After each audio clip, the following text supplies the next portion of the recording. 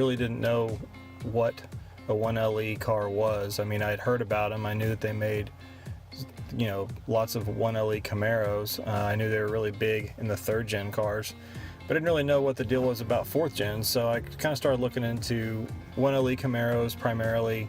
I was looking to buy a new car. I wanted something that had some miles on it. I was wanting to modify it anyway, so I wasn't really concerned about, you know, the miles specifically on the vehicle. I just wanted a clean shell to kind of build on. And in my search for a 1LE Camaro, I came across this silver 1LE Firebird that was up for sale in, like, I think it was in like Iowa or somewhere up north, north central US. And so I see this car and I asked the guy about it, and he told me that basically it was a stock car. He claimed it was really rare. He said it was like one of 15 that was built in '98, and it was like a super rare car. So we're talking super rare car with quite a few miles on it. I think at the time it had like 95,000 miles on it. And he wanted like, I don't know, 10 or 11 grand for it. And to me at the time, I just thought it was too much. I just, you know, for what I wanted to build, I just thought it was kind of ridiculous. You know, I didn't want to spend that much money. So I ended up, you know, kind of blow it off. I didn't really give it a whole lot of thought. I just really liked the car. I thought it was nice looking, and, you know, obviously the fact that it was rare was pretty cool. So I kept looking around. I ended up buying a different car.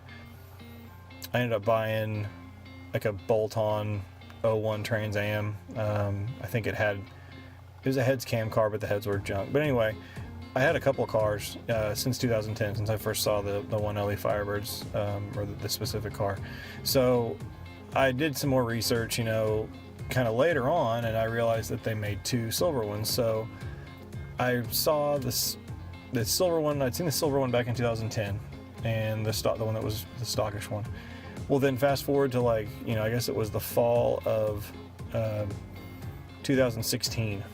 I start looking around again. I'd sold a Trans Am that I had previously. It's kind of funny. It's a car I'll show in a different video, but it's a blue turbo Trans Am. I bought it from a guy here locally.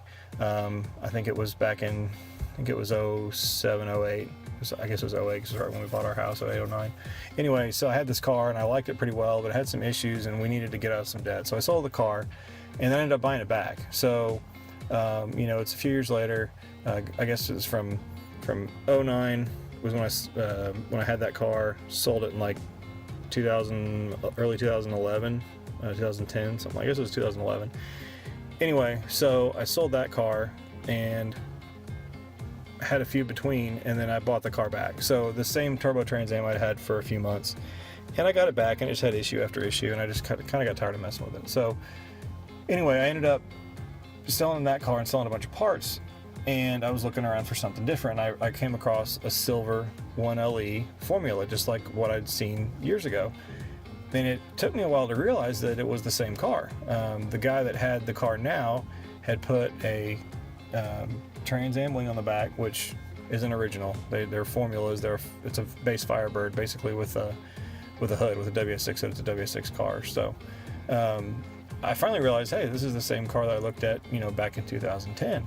And you know, I thought to myself, well, you know, how far from original really is this car? And then, you know, I was kind of going back and forth in my mind about originality versus miles versus modding it, and I'm addicted to modding these cars, so it was inevitable. It wasn't going to stay stock. I can't leave anything alone. So I start to pursue this silver 98 1LE car, 1LE Formula that I had seen before, and I talked to the guy a lot, and, you know, when he had it, he did some minor modifications to it. He had put a different cam in it, like a 228, 230, 232, something like that cam in it, on a wide LSA, so it was kind of peaky, and it made good power, but it wasn't anything stellar. I think it was making like high 300s, something like that, when he had it, and he'd put a fast 92 intake on it, and he'd done some minor modifications to it, and I think he put a set of headers on it, and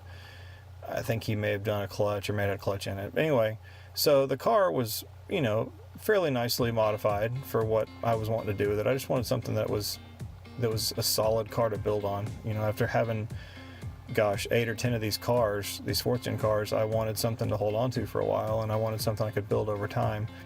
So he fit the car for $315 rear tires on a 17-10.5 widened WS6 wheel, so that looked pretty nice.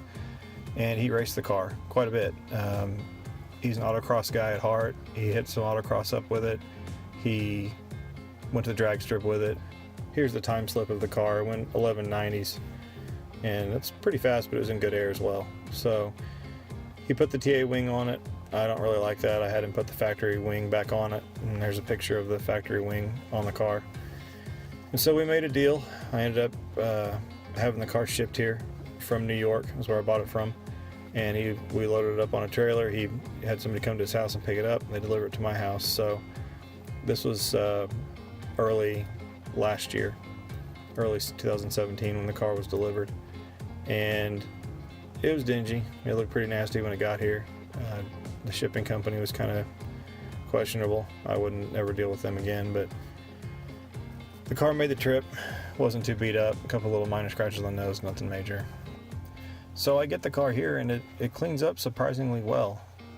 Here's a before, and here's an after. So it's pretty amazing to see how well it cleaned up with just a wash. I was kind of concerned at first. It's pretty nasty.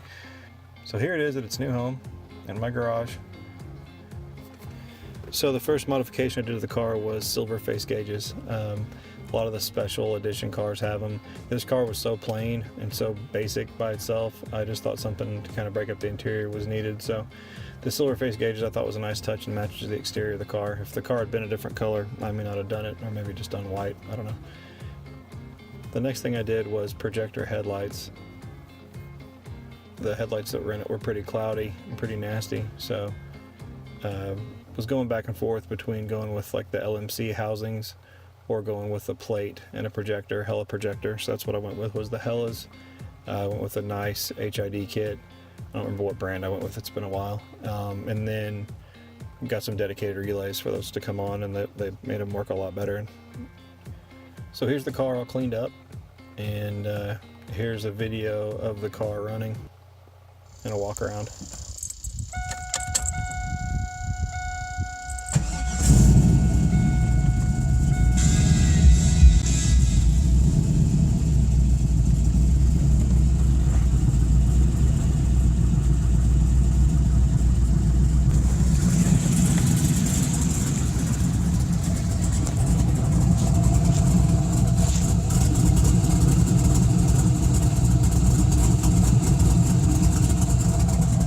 That's through the muffler, and then through the cutout it sounds a little bit more rowdy.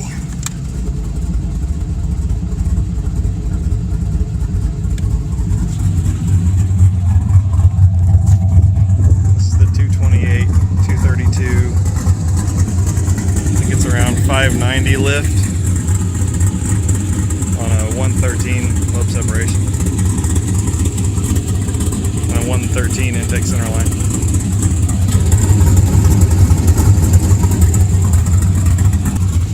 It's a 4-inch cutout, so it's pretty deep. I'm not sure what the camera's picking up. The engine made 410 to the tire with this intake.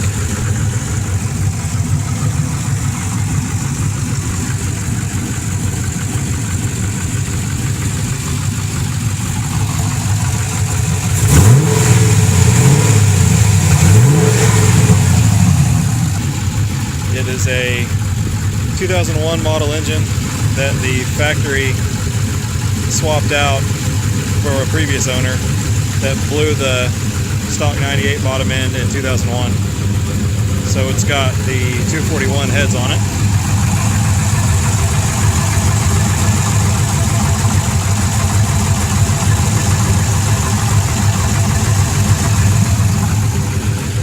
And it had an LS1 intake on it.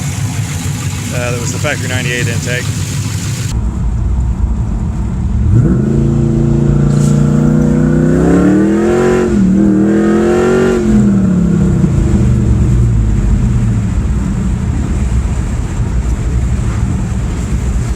Pretty good power, naturally aspirated.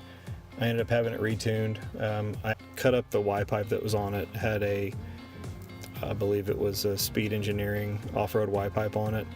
I had a local shop cut that off, and they welded up a Flowmaster merge collector, which is a dual 3-inch to a single 4-inch outlet.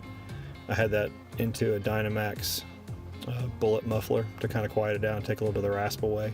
Still kept a nice tone. It was still pretty loud when the cutout was open. I went to a 4-inch electric cutout, QTP cutout after that, so it had good sound to it when I wanted it to be loud, and then I could shut the cutout and it'd be quiet going through the factory muffler. So it's kind of the best of both worlds. To me, that's really the ideal setup for any kind of car you're going to street drive a lot. It works really well. So the car ended up making about 410 to the tires, which I was really happy with because before it made 370. So the cutout helped a lot, and then my buddy tuning it, Brett here at XP Racing in Oklahoma City, he did an awesome job on the tune. He always does a great job tuning cars and getting the most out of them and keeping the reliability as well. So props to Brett. Then I added the 98 1LE plate to the car. Just had to have something custom on it. And then if there's a few pictures of the car all cleaned up. Also had the windows tinted. They're tinted 30% all the way around. I didn't want dark tint on this car. I thought it kind of took away from the originality. It's not totally stock, obviously. I added a charcoal gray overlay to the front bird, to the formula on the doors, and then I had the back panel, put the Pontiac fill-ins on the bottom in the same charcoal color, and then I bought a new FIREBIRD center section for between the taillights. The other one was scratched up and kind of faded, so this one looks a lot better. I polished it out where I could and tried to keep the red, the factory red on there. It's actually not vinyl, so it's a nice rare piece that looks good. Those are really hard to come by nowadays.